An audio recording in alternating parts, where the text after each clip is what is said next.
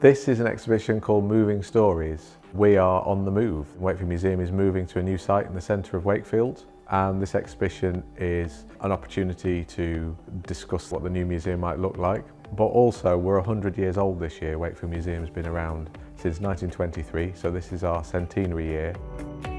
When visitors come in, the first thing they'll see is a celebration of Wakefield Museum's first 100 years. It'll be looking back at the way we've collected, the sites we've been at, the objects and stories that we've told. And it's a really good opportunity to look back at how we used to collect things. It's very different to today. So a lot of our collections came from kind of rich industrialists who gave us their pottery and ornaments and tableware, civic items, things that tell the story of civic life rather than individual people's stories that we do today. We used to tell more of the story of the city and its growth. We used to collect a lot of ethnographic material from around the world, so we're displaying some Nigerian carvings from the 19th century, and it can start a conversation about should we be collecting those things today. We certainly wouldn't now, so what's the legacy of collecting things like that?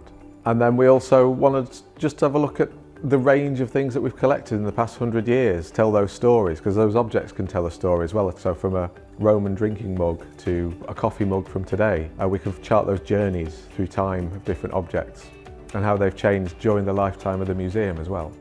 We're gathering stories from right across the district to tell in the new museum. And Future Collectors is going to be all about those new stories that we want to tell.